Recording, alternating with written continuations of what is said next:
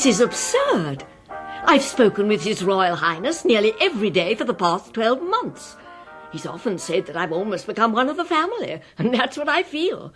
I've come to adore those children. It breaks my heart to leave them. And now, on my last day, you're telling me I can't see him. You're asking me to pack up my tent and leave like a thief in the night. My dear lady, Baron, I will not do it. I wish to see the prince. And it's not only to make my farewell in a civilized fashion. I have something I must say to him. Say it to me, Miss Froy. I can assure you I'll pass it on to His Royal Highness the moment he returns to the palace. That won't be for some days. This isn't something I wish to entrust to a third party. Where exactly has he gone? Miss Froy, it grieves me to say so, but I must point out that your position here has somewhat changed in the last few days. As governess to the royal children, you did enjoy the prince's confidence. You mean now, because I'm leaving? I mean because you're proposing to come back. I don't quite understand. Miss Froy, it cannot have escaped your attention that the prince is beset by enemies. You mean Herr Hitler and those dreadful Nazis? I mean closer to home. I mean the people who are plotting to overthrow the government and the royal family and substitute some form of so-called democracy. Really, Baron, you mustn't talk to me about politics. I know nothing at all about them. That is your only saving grace. What on earth do you mean? I mean, dear lady, that if for 1 second I believed you had a political motive for what you're proposing to do, you wouldn't be traveling back to England this afternoon, but standing trial. Baron Hofmeyer. Oh, yes, Miss Froy. Am I mistaken, or have you been in communication with a certain Jan Pasterrecht? But that's exactly what I want to talk to His Royal Highness about. Mr. and Mrs. Pasterrecht have asked me to come back next year as governess to their 4 children, 3 girls and a lovely little boy. Enchanting. And I do so love your country, Baron. Surely His Royal Highness would have no objection to my returning to Zabrovnia to work Miss for Froy, them. you are either very stupid, and I don't believe you're that, or incredibly naive. Aren't you aware that Jan Pasterrecht is the leader of the Social Democratic Party? That he is the man behind these plots? Oh, no. Oh, Baron Hofmeyer, surely not. Yes, Miss Froy. You must take my word for it. And now, I really must ask you to leave. At once, please, Miss Froy. Oh, but Baron, this makes it all the more vital that I speak with the prince. I must explain. I simply must. Where is he? Miss Froy, as I've been trying to tell you, His Royal Highness has left the capital. He is not here, and he won't be back for at least 3 days. By that time, I trust you will be safely home in England, and your stay with us will... Miss Froy, if you don't mind... But that is the prince. That's the prince's voice. Hofmeyer, give us a drink. Miss Froy. Your Royal Highness, I'm so glad to see you. My dear Miss Froy. Baron Hofmeyer here was trying to tell me you weren't in the palace, but I couldn't leave without saying a proper goodbye. You've all been so good to me. But we are devastated to see you leave. The children will miss you terribly. We all will. You're so kind. There is one other thing, Your Royal Highness. I've been given the opportunity of returning to Zabrovnia. My dear Miss Froy, word had reached me, and you cannot imagine how it grieved me to learn that you'd been misled by the agitator Pasterrecht. He's so very plausible. But I'm quite sure you wouldn't consider distressing me by even thinking of serving in his household. Of course not, sir, if you don't wish it. And now, dear Miss Froy, farewell. I wish you a safe journey home.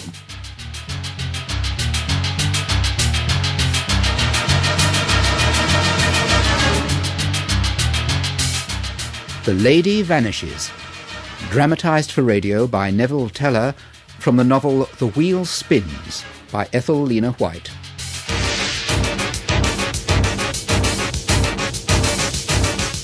With Renée Asherson as Miss Froy, Jenny Funnell as Iris Carr, Mark Peyton as Maximilian Hare, and Mark Tandy as Professor Wilberforce.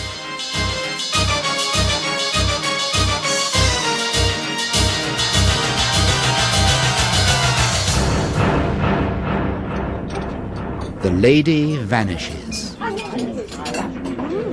Excuse me. Excuse me. Is there anyone English in this restaurant car? Anyone? Can I be of help? Oh, thank God. I'm sure there's some horrible mistake and I can't speak a word of this wretched language. Don't worry, I speak the lingo. What's the trouble? May I offer my services as interpreter? Oh, he's no good. He only knows grammar. I can swear in the vernacular, and we may need a spot of profanity. Now then, why don't you sit down and tell us what's happened? Oh, thank you. And thank heaven for someone who can understand what I'm saying. Would you like something to drink? Coffee, fruit juice? Oh, nothing, thank you. Oh, God. Where shall I begin? Listen. An Englishwoman has disappeared from the train. Oh, you must believe me. She's a real person. But the Baroness says that... Oh, dear. You're in a terrible state, miss. What is your name? I'm Iris Carr. My name's Hare. Much too long for you to remember. Better call me Maximilian. Though I will answer to Max. My name's Wilberforce. I call him the Prof. He's the genuine article, incidentally. Holds the chair of Slavonic and East European Studies somewhere. I forget quite where. Cambridge University. Oh, there now. I had an idea it was somewhere I should have remembered. Now, Miss Carr, perhaps you could give us a more coherent account of what has happened. I really don't know where to begin. There's some very good advice in Alice in Wonderland. Begin at the beginning. Wonderland. That's just it. I feel as though I've somehow slipped out of the real world. Or been pushed. Miss Carr, really? If you can't tell us what's happened, how on earth can we help you? Now, please, do pull yourself together. What are you doing in Zabrovnia in the first place? I've been on holiday with some friends. They went back to England at the weekend. I decided to stay on for the few days left of the season. On your own? In a way. I mean, there were some English people in the hotel, but they were only nodding acquaintances. I don't think they approved of my crowd. Or of me, come to that. Not surprising, really. They're not precisely my type.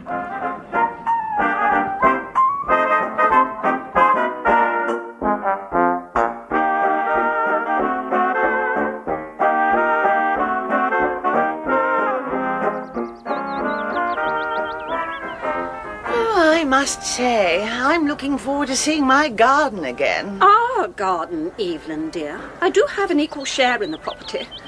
And as a matter of fact, I do most of the gardening. You're always so literal, Rose. You must forgive my sister, Vicar. She gives the impression we're always at each other's throats. Nothing could be further from the truth. I'm sure. This landscape is quite spectacular, of course. But Suffolk is so beautiful at this time of year. Well, what I'm looking forward to is sitting in a really comfortable chair again. This thing's agony. Oh, here come the bridal pair. Handsome couple. I wonder who they really are, Vicar. That man's face. I know I've seen it somewhere. And not attached to the name Todhunter either. Oh, my sister's off again, Mr. Barnes. Perhaps he's a film star, Rose dear. Oh, do you think so? How exciting. I love the pictures. Do you go often, Miss Floodporter? As often as she can, Mrs. Barnes. No, he's not a film star. I'd certainly recognise someone I'd seen in the cinema. But there's some mystery about those two. I feel it. So do I. I wonder, do you think they're really married? Perhaps they're wondering the same about you, Edna, my dear. Isn't it simpler to believe that we're all what we say we are? Even parsons and their wives? I think I'll stroll down to the village to say goodbye to my friends. See you all later. How can he talk to them when he doesn't know the language? Oh, he makes them understand. Sympathy, you know, and common humanity. Hello, my dear. Left all alone? Yes, by choice. Aren't you lonely? Not at all. I'm enjoying my own company.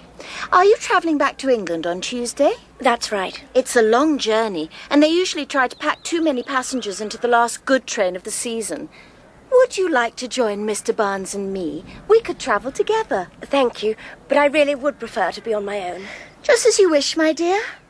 I hope you have a pleasant journey.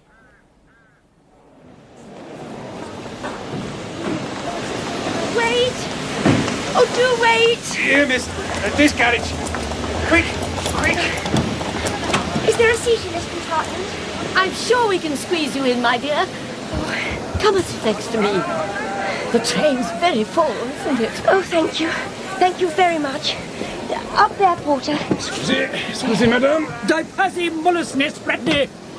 Chciałbym se wasze wysości. Hotovan. Odmak, wasze wysości, odmak. Thank you, porter. Yeah, will this do? Thank you, miss. Very good. Goodbye, miss. Hotovan mulet. Come and sit down, my dear. It may be a bit of a squash, but it's better than standing. Thank you. I'm afraid the porter upset that lady in the corner seat. She's rather formidable, isn't she? She's the Baroness von Zoenstein, and she called him an oaf twice. Good heavens! Can you speak the language? Oh, quite a bit. Do you know Zabrovnia well? Quite well. I've been living here en famille for the past year. In fact, the Baroness is a member of the family. It's not wise to mention names, but I was governess to the highest in the place. I wonder if she speaks English. Excuse me, madam. Do you happen to speak English? Huh. Apparently not, though I bet she does. But I don't think anyone else in this compartment does. I think you're right. You'll just have to put up with me until we reach Trieste.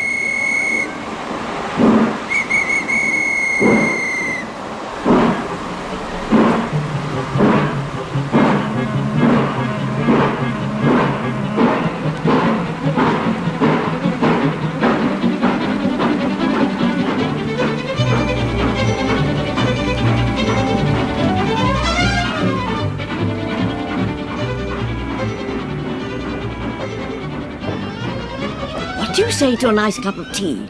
Shall we make our way to the restaurant car? What a good idea. Excuse me. Oh, sorry. It's this way, I think, my dear. Just glance into the next compartment as we go by, and I'll tell you something. As soon as I did so, I regretted it. What I saw was horrifying. A figure, the head, eyes and forehead bandaged, and the features concealed by a criss-cross of plaster strips, lay stretched on the length of one seat covered with rugs.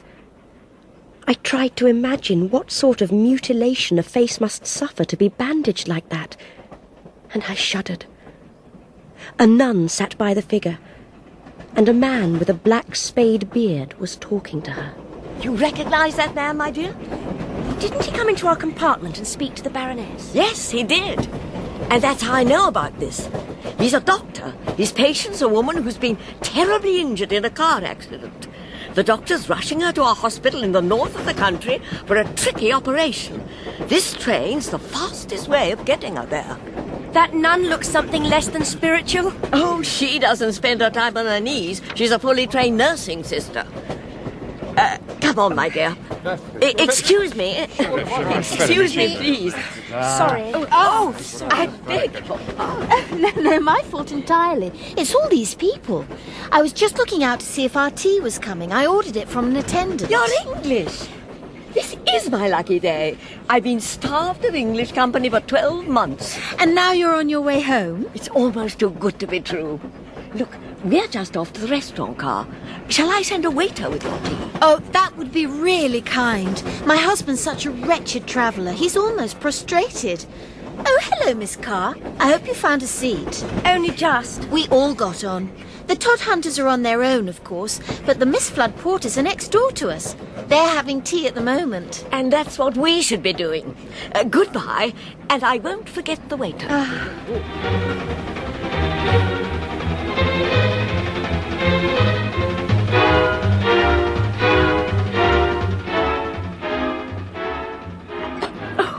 Isn't all this fun? Milk, please. Why do you like it? It's travel. We're moving. And best of all, we're on our way back home. Now, my dear, I noticed that English lady called you Miss Carr. But what's your Christian name? Iris. How lovely. I'm afraid Winifred pales into insignificance beside the thought of that lovely flower. I'm Winifred Froy. It seems rather late in the day to say how do you do. Yes, I feel we're quite old friends. Me too, even though I know nothing about you. Oh, there's not much to know. I've been doing a year as governess to the children of... No, I'd better not say. But there's no one more important in Zabrovnia. You can have no idea of the power of my late employer. What he says goes. Isn't that rather, well, degrading? I suppose it is. But that's how things are in this part of the world. After a time, one becomes quite spineless. And that's not English, Iris, is it? Oh, it'll be lovely to be home. Father and Mother are as excited as children. You still have your parents? Oh, yes. A little frail, but still going strong. And so is Sock. Sock? Short for Socrates. He's an old English sheepdog. Mother says she's sure he knows I'm coming home. The old duffer trots off to meet every train and then comes back with his tail down, the picture of depression. The parents can't wait for his reaction when I do arrive. I'd love to see him. Those two ladies over there. I'm sure they're English. Where? Oh, yes, the Flood Porters. They were at our hotel. They're sisters. Well, I suppose we'd better be getting back. Though I can't say I relish spending the next few hours in the company of that appalling grande dame. The Baroness. A bit overwhelming, perhaps, but quite kind-hearted beneath it all, and very generous. Really? Oh, yes. There was some muddle about my place on the train. I booked second class, but there wasn't a single seat left. Do you know, the Baroness paid the difference, so that I could travel first class in her carriage.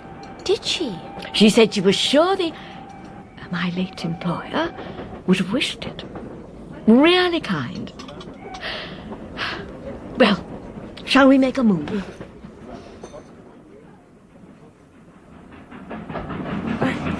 Excuse me. Please. Excuse me. Excuse me. Do have a peek in this compartment. There's a glorious couple, just like film stars come to life. Yes, they were staying at our hotel too. Their name's Todhunter, and they don't like company. Of course not, when they're so in love. Oh dear, he's looking daggers at me. Yes, he'll certainly know you again. Oh, sorry. Excuse me. Excuse me. Oh, look, I wonder how that poor patient is doing. I do hope they get out of hospital in time. Oh, and here we are. Oh, dear. There's that Baroness to face again. I tell you what. Don't let's sit mum. Even if I am under an obligation to her, I'm going to remember we're English. We won't be put down. That's the spirit. Though I'm not sure I'll be up to it, Miss Froy. My head's been aching like mad for hours. You poor thing. I thought you were looking a little poorly. I think I must have had too much sun yesterday. Then come and sit down. You'd better not have dinner in the restaurant car. I tell you what, I'll bring you something later. Now, why don't you get a little nap? You'll feel much better when you wake.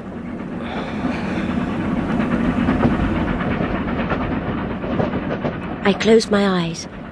I could still hear Miss Froy fluttering about me, but the carriage was so warm that I soon became drowsy, and at last I dozed off. I awoke suddenly. I don't know why. My head was still throbbing. I turned it to ease the pain. Miss Froy wasn't beside me. To be honest, I was rather glad. I didn't feel up to making conversation. None of the other passengers took the slightest notice of me. The Baroness slept in her corner. The others sat silent.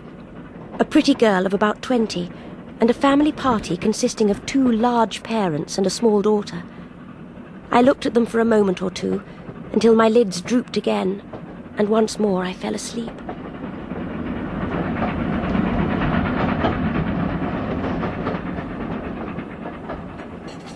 The next time I woke, it was pretty dark. Miss Froy was still not beside me. Not long ago I'd been pleased by her absence. Now I felt lonely, eager to see her again. Where was she? It was at that moment I happened to look up at the rack. Miss Froy's suitcase was no longer there. Well, obviously she'd moved to another compartment. Didn't you say there'd been some mix-up with her seat? Perhaps it had become free after all. I thought that, but then I remembered that the Baroness had actually paid the difference for her to travel first. Oh, that's right. Besides, Miss Froy would never have left me without a word of explanation.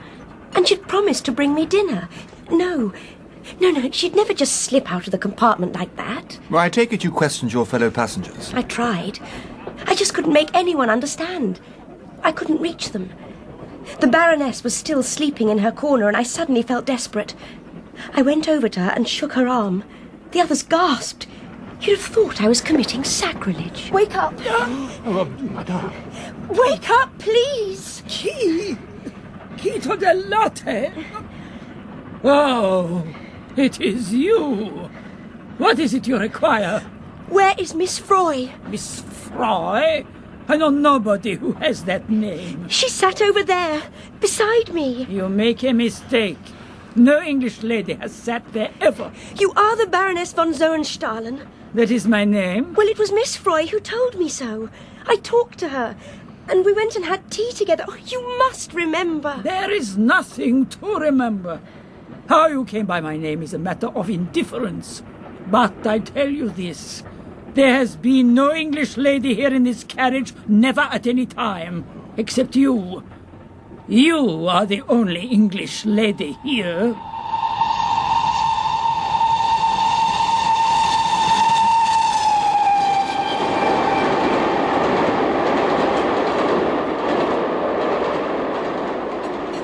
You're saying the Baroness denied that this Miss Froy was ever in the compartment? Precisely.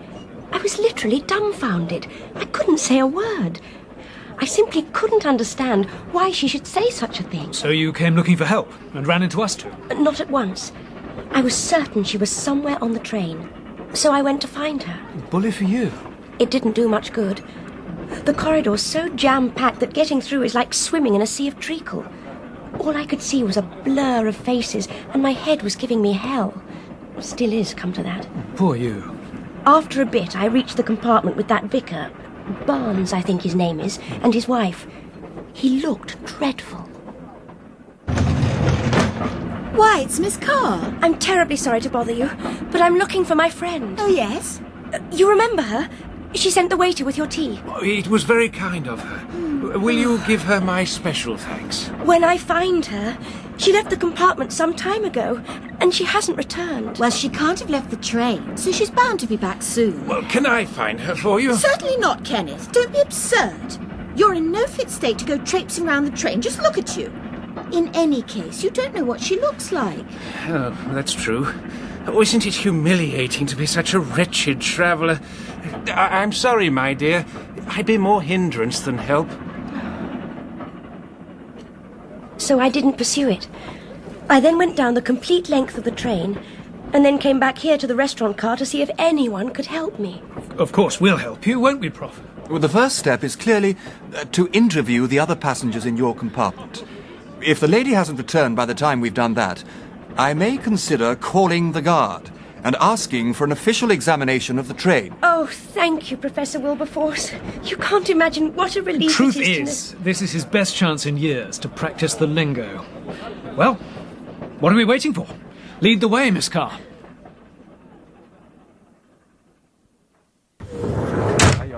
Miss Carr, you appear to have made an extraordinary mistake.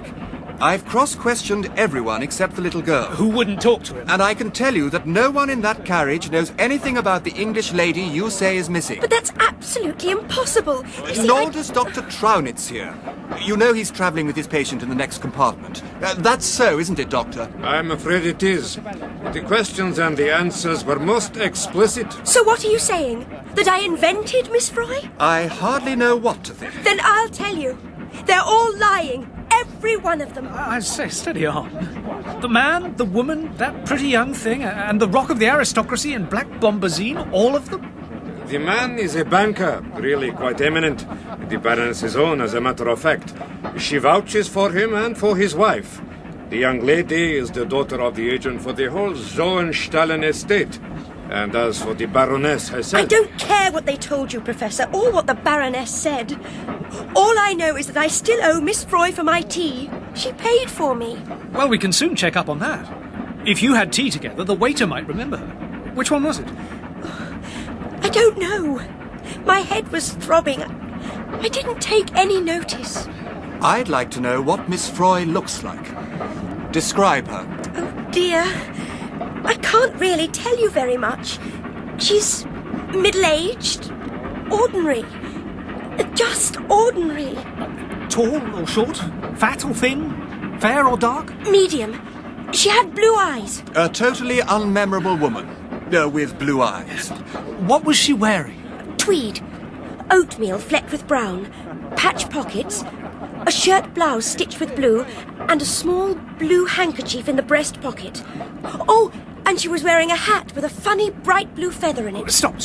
Now that you've remembered the hat, make a special effort and put a face under it. Oh, it's no good. You see, I had such a frantic headache. I believe I had too much sun yesterday. Ah, my dear young lady, that blow of the sun, it explains all. A delirium is not uncommon. The mind plays tricks. So, you see someone who is not there. You even think you talk to her.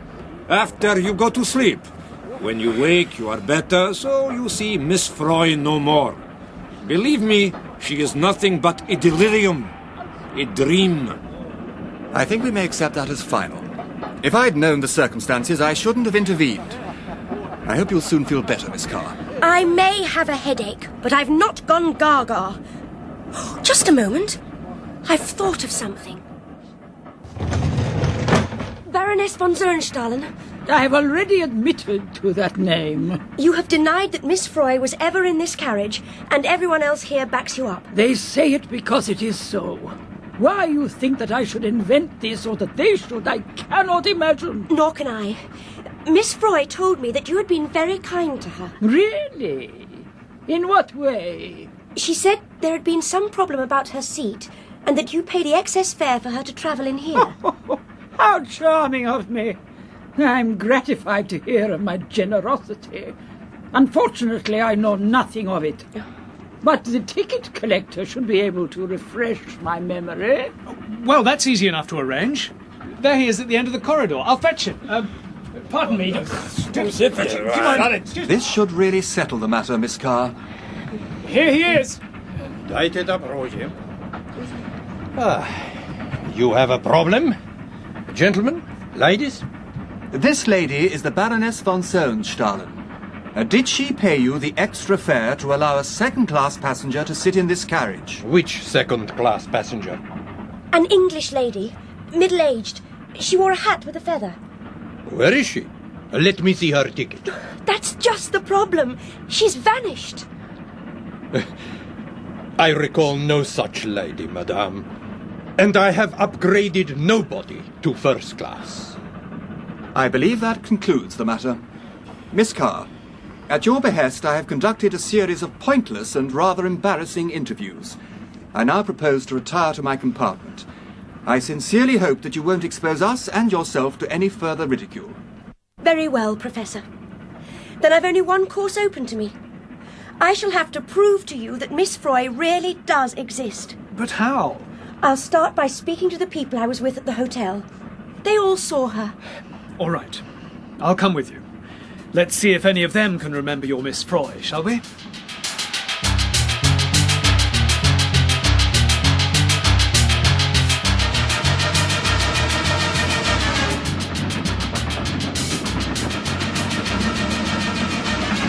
Who's the girl looking in?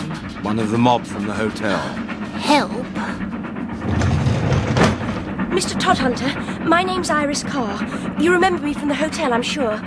An Englishwoman called Miss Froy has disappeared from the train. You'll help me find her, won't you? I'd be delighted to cooperate with you, but who is Miss Froy? She's middle-aged, ordinary.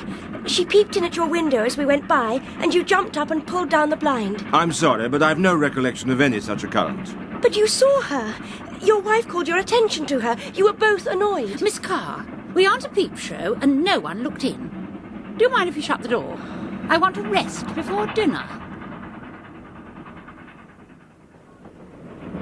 I'm sorry, Miss Carr, but I can't recall your companion. Someone may have been with you at the table, but I wasn't wearing my glasses. Neither was I, so I'm afraid we shan't be able to help you. It would be against our principles to identify someone we weren't sure of. How about not raising a finger to help an Englishwoman in danger? What price your principles on that? Danger? What could possibly happen to her on a crowded train? Danger? Who's in danger? Oh, hello, Mrs. Barnes. I'm still trying to find my friend, Miss Froy. You remember the lady who ordered your tea for you? I suppose you never saw her. The little lady in tweed with a blue feather in her hat. Of course I remember her. We were so grateful for the tea. Oh, Mrs. Barnes.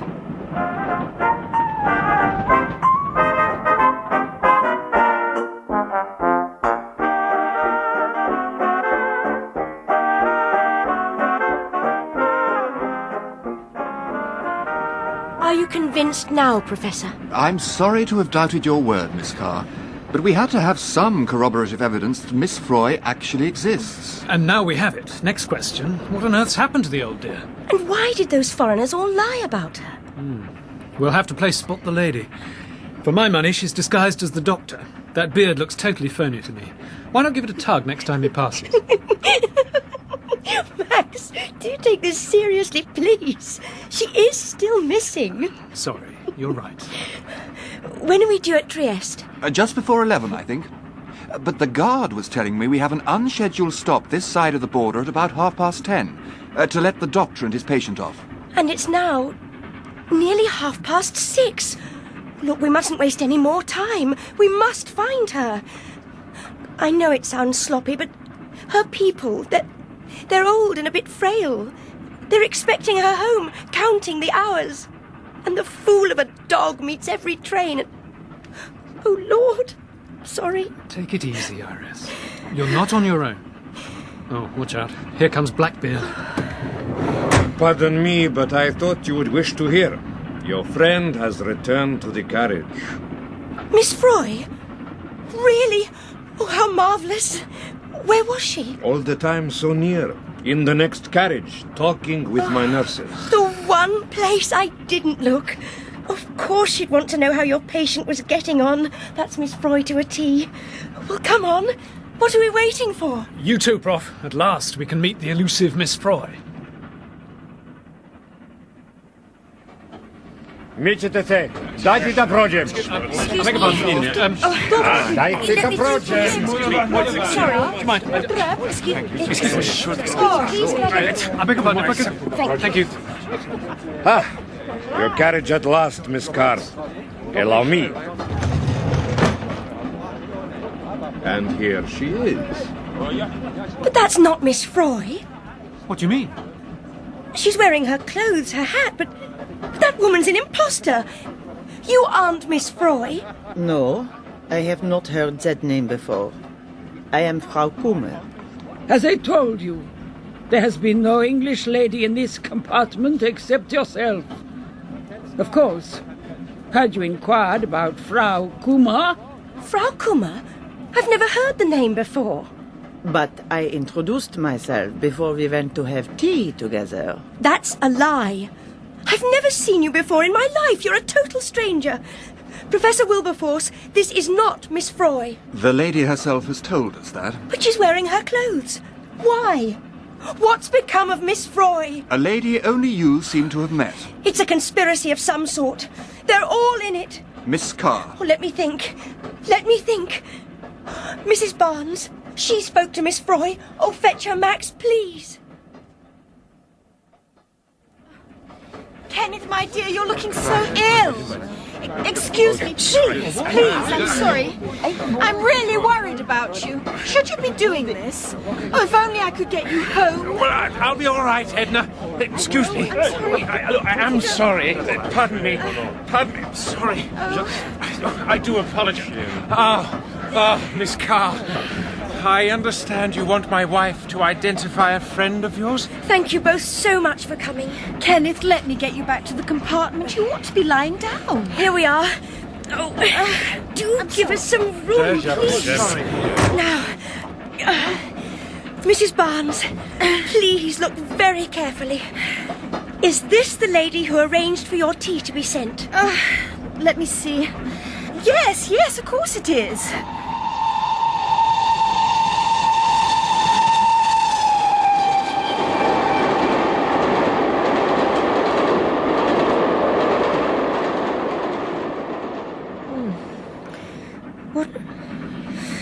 What happened? You fainted, Iris. Nothing serious. So we brought you along to our bunny hutch. But all this is getting on top of you, you know. Max, I want to talk to you. There is a Miss Froy. You must believe me. The trouble is, my head feels like a three-ring circus. I can't even quite remember what I told you and the professor earlier on. I'd like to go over the whole thing with you. What about it? Good idea.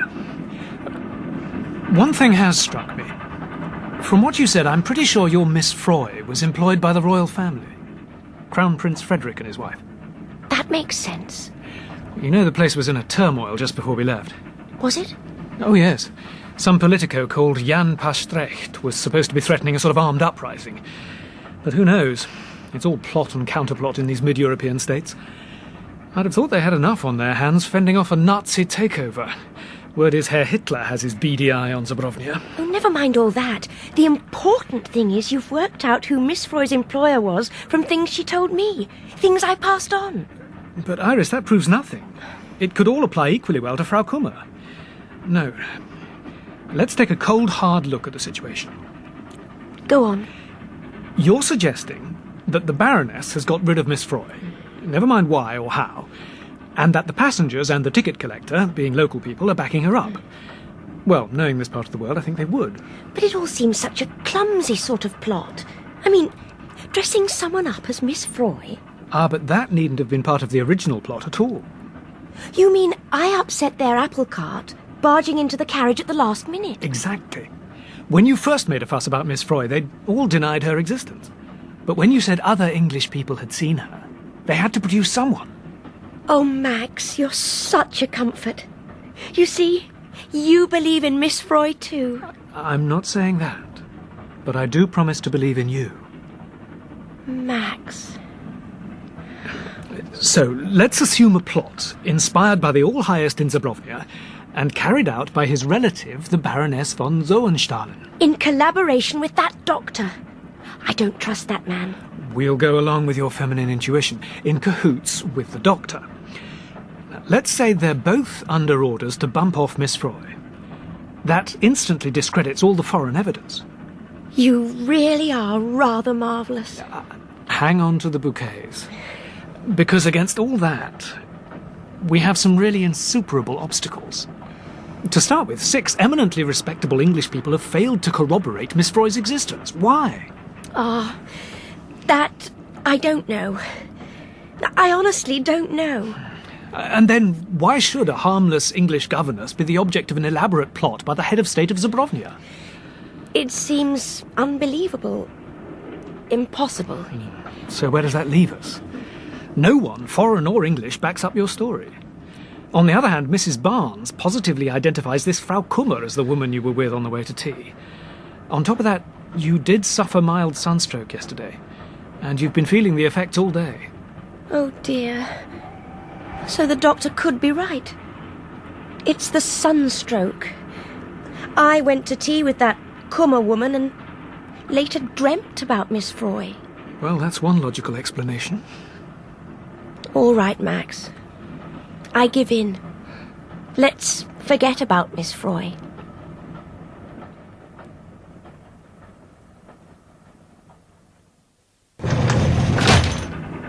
All alone, Miss Carr? Yes, they've all gone to dinner. First sitting. I'm pleased to find you alone, actually.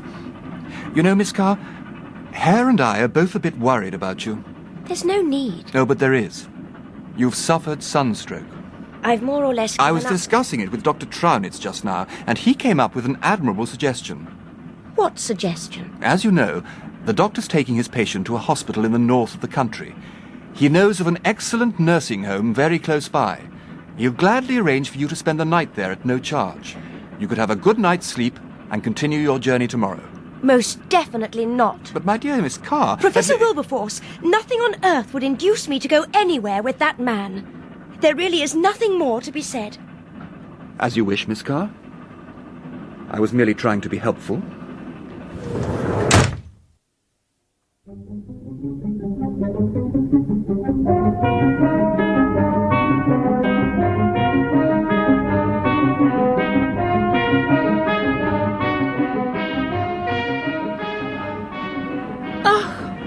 Thank God we can drop this Todd Hunter farce before too long. It can't happen too soon for me. I don't know what you're worried about.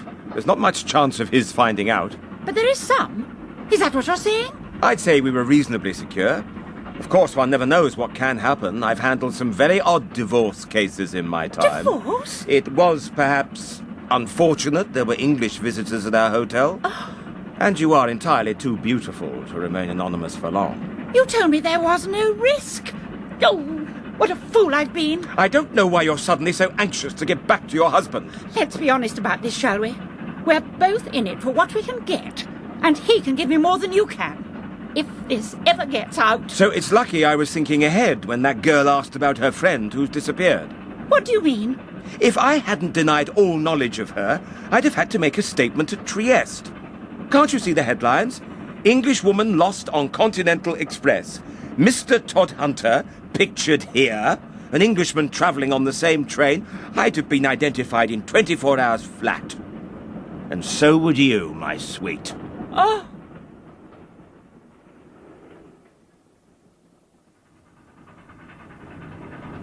I couldn't touch a thing. I'll eat when we get to Trieste. But that's not for another hour. More if we're delayed getting the doctor's patient off the train. We'll be stopping before too long. Max, tell me, could you write a detective story? Can't spell, but I solved them like a shot. Then let's have a demonstration. You've proved Miss Froy doesn't exist. Now, humour me. Pretend she does. Work out what might have happened to her. You don't give up, I'll say that for you. Let me think. OK, here goes. The strange disappearance of Miss Froy. Your Miss Froy is a spy who's got some information she's sneaking out of the country. So she's got to be bumped off. What better way than on a railway journey? People stop off, miss connections. By the time anyone got really concerned, the trail would be stone cold. So is the whole train in the plot? Oh no, just the Baroness, the Doctor and the nuns. But there's also the conspiracy of silence, which covers the passengers and the ticket collector. They're all Zabrovnians, and they'd all go along with the Baroness. What about getting Miss Froy into the Baroness's compartment in the first place? Oh, yes. Dirty work at the crossroads over Miss Froy's seat. They had to be sure she'd be with the Baroness and next door to the Doctor. But what's happened to her? I'll tell you.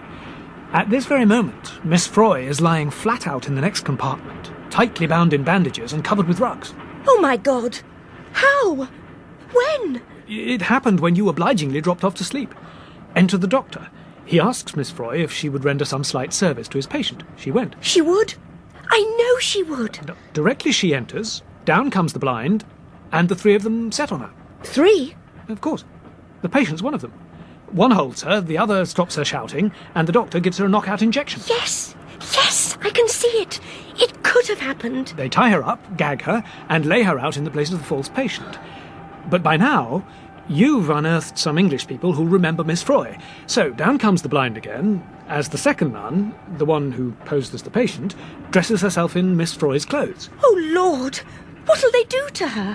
When we make our unscheduled stop in about 20 minutes from now, she'll be put into an ambulance, taken away and disposed of. You're right. I know you're right. It's the only logical explanation. Oh, Iris, for heaven's sake. I made it all up. It's a fantasy. I invented it. Oh, I don't mean about Miss Froy being a spy. That's all poppycock.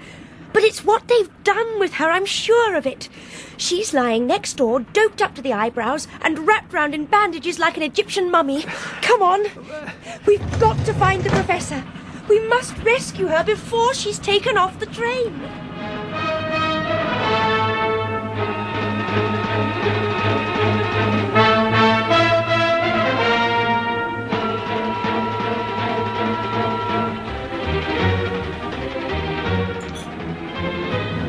Ah, Miss Carr.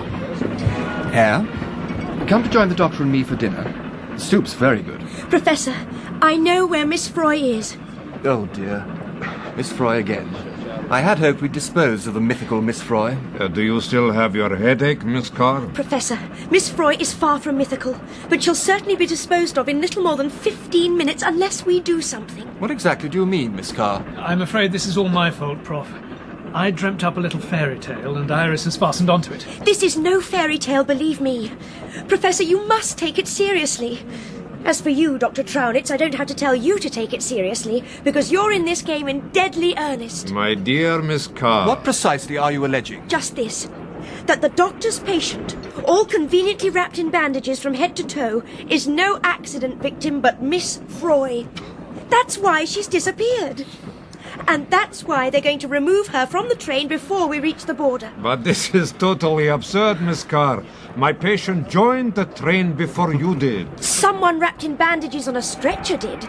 You enticed Miss Froy into that carriage while I was asleep, and you substituted her for your accomplice. And where, if I may inquire, is the original patient? That's obvious, Professor. Frau Kummer, now dressed in Miss Froy's clothes. I've never heard of such a farrago of nonsense. Who on earth do you suppose dreamed up such a conspiracy? And why? I think I know who. Why, I don't know. But believe me, Professor, Miss Froy, a dear, gentle creature who's never harmed a soul in her life, will be abducted from this train and probably killed, unless we do something about it.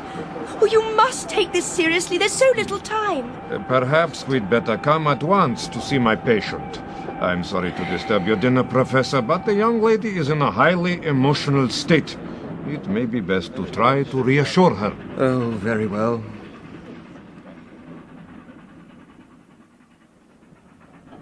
Now, Miss Carr, look carefully at the patient's legs. Can you identify these shoes? You know I can't. You might have better luck if you removed that mask of bandage and showed us her face. I see you don't understand.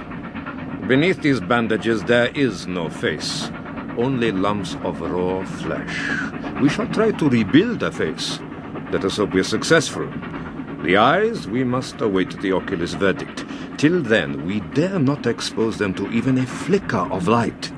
It may be total blindness. One eye is only pulp. You look unwell, Miss Carr. I don't believe you. It's all lies. In that case, Miss Carr, why not tear off a strip of plaster and look under the pad of bandages? But if you do, I warn you that bleeding will start again and the patient will die from shock almost immediately. You'll be charged with murder. But, since you're so sure of the face under these bandages, take hold of this plaster. Tear it off. Iris, don't. Miss Froy, can you hear me? If you can hear me, Miss Froy, hold up your hand. Miss Froy, hold up your hand. Max, look. Oh, look, that finger, she's moving. But that's no proof it's Miss Froy. It could be anybody. For heaven's sake, Iris, don't touch those plasters. You can't know it's her. Iris! Miss Carr!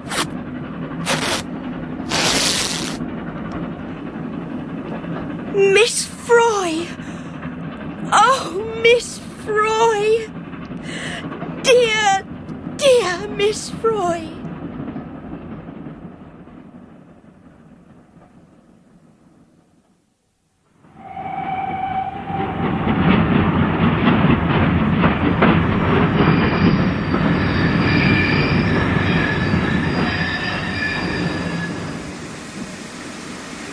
I don't know what's behind all this, Dr. Trownitz, but you have attempted to abduct a citizen of the United Kingdom.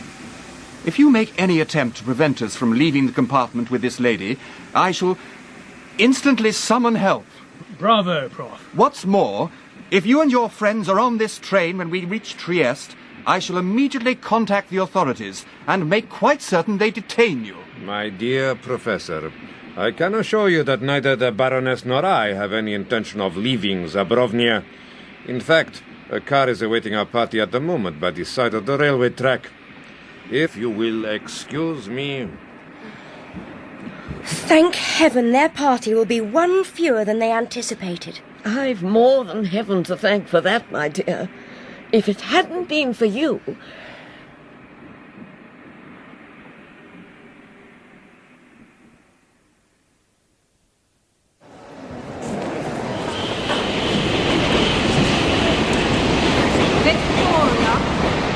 Is Victoria. The train arriving at platform 5 is the boat train from Dover. The Continental Express is arriving at platform 5. Oh, excuse me, are you Miss Froy? Yes, I am. You don't know me, Miss Froy. My name's Ian Bretherton. I'm, from the Foreign Office. The Foreign Office? Is it my passport? Is there something? Is there some trouble? Can I help? Are you travelling with this lady? In a manner of speaking. My name's Max Hare. This is Iris Carr. Hello. We've heard from our consul in Trieste. I know you've all had a difficult journey. You could say that again. But I wonder, Miss Froy, if you could spare an hour to come with me to the Foreign Office. My chief, Stephen Yardley, would like a word. Good gracious me! Whatever for? Well, this is scarcely the place to go into details. Perhaps you'd all better come along. Would it be enough to say that it's a matter of national security?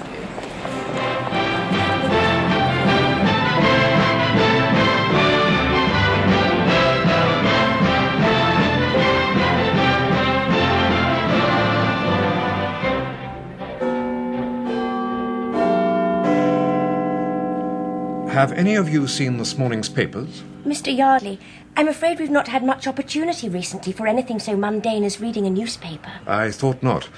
I have a copy of today's Times. See that? Ye gods. Oh, my word! The poor prince! Is this true, Mr. Yardley? The Nazis have invaded Zabrovnia? The poor man, he must be in despair. That's the very point we think you may be able to help us establish. Me? Oh, you're quite mistaken. I know nothing at all about politics. You lived for a year in the royal household. Oh, yes, but I was concerned with the children's education, that's all. I took no part in anything political. Really, Mr. Yardley. I believe you, Miss Froy. And it's not anything you did that interests us. It may be something you saw. Something I saw? And this something, would it have anything to do with what happened to poor Miss Froy on the train? But I never saw anything of importance. I do assure you. Let me explain what's supposed to have happened in Zabrovnia since you left the country at, when was it? 2 p.m. on Tuesday. It seems a lifetime away. Well, on Tuesday afternoon at about 4 o'clock, Radio Zabrovnia announced that an armed insurrection led by Jan Pastrecht had seized key points in the capital, and there was fierce fighting in the streets. Pastrecht had apparently taken advantage of the absence of the Crown Prince to make his move. The Prince and the rest of the royal household were several hundred miles away, and the route back to the palace was barred by Pastrecht's guerrillas. But Mr. Yardley... Just a moment, Miss Froy. Let me finish. An hour later, the radio reported that government forces were falling back, and some had surrendered. At about 10 o'clock that night, the Commander-in-Chief sent an urgent wire to Herr Hitler, asking for Germany's help to crush the rebellion. Nazi stormtroopers crossed the Zabrovnian frontier at midnight. You were saying, Miss Froy? But this story, it can't be correct. His Royal Highness was in the palace on Tuesday at about midday. I spoke to him myself. Oh, my goodness. Yes, Miss Froy? I went to the Prince's office suite. I'd never done that before. You see, I was leaving in a few hours, and I very much wanted to speak to His Royal Highness face to face. Baron Hofmeyer, his chef du cabinet, I suppose you'd call him, tried to convince me that the Prince wasn't in the capital, that he'd be away for several days. Then His Royal Highness suddenly burst out of his inner sanctum. And that, Miss Froy, was the moment you saw something you shouldn't have seen. You saw Crown Prince Frederick in the capital, in charge of the government, just a few hours before a so-called insurrection and an apparently God-given excuse for the Nazis to march into Zabrovnia. You mean the whole thing's a put-up job? That's what we believe. We think there was a deal. Crown Prince Frederick wants to parade to the world as a neutral, even as a victim. So it was vital for it to appear that he was hundreds of miles away when his commander-in-chief called for German help. The truth is, the Nazis have taken over the country by arrangement, and the Crown Prince will stay on his throne as a puppet. But from the moment Miss Froy clapped eyes on the Prince in the palace on Tuesday afternoon, she was a mortal threat to the whole scheme. The very second you left that room, Miss Froy, the Prince and Hofmeyer must have started their plotting. Bloody woman. We are done for, Hofmeyer. I don't think so, Your Royal Highness. We must simply make quite certain that she doesn't leave the country. She must never cross the frontier. But we can't arrest her without causing a diplomatic incident. Think of the British ambassador. And we can't prevent her getting on that train this afternoon. The children are going to the station to see her off. All right, we let her get on the train. Oh, and then what? You're not a magician, Hofmeier. You can't make a lady vanish. Can I not, Your Royal Highness? Leave it to me. Leave everything to me. And he set the whole thing up in a couple of hours. Some organizer. But now, Miss Froy, thanks to you, we know the truth about the Crown Prince. He can't pose as an unwilling victim of the Nazis. Not to us. We know he's hand in glove with them, and we'll act accordingly. Don't thank me, gentlemen. It's these two young people here you should thank. Especially you, dear Iris. If you hadn't stuck to your guns, I'd never have left Dubrovnik alive. I owe what's left of my life to you. Miss Froy. And now, you two, what are you going to do with the rest of the day? Miss Froy, you're nothing but an old matchmaker. All right, you've talked me into it. Iris, how about dinner and a nightclub? What a lovely idea. I'm game. Pick you up at 7. Now that, Mr. Yardley, is what I call a young man who'll go far. In less than 24 hours, he's managed to find not one, but 2 ladies.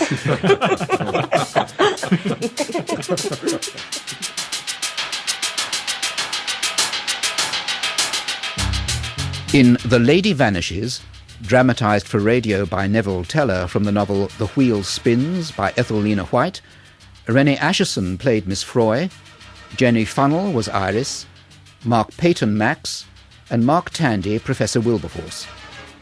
Richard Durden played Dr. Traunitz, Michael Roberts was the Baron Hofmeier, Jonathan Keeble was Prince Frederick, and Karen Lewis was Mrs. Barnes. Shirley Dixon was the Baroness, Geraldine Fitzgerald was Evelyn Flood-Porter, Jan Shand was Rose Flood-Porter, and Geoffrey Beavers was Ian Breverton. Other parts were played by members of the cast. Technical presentation was by Dave Johnston, and the production assistant was Fenella Capadia. The Lady Vanishes was a BBC World Service drama production directed by Andy Jordan.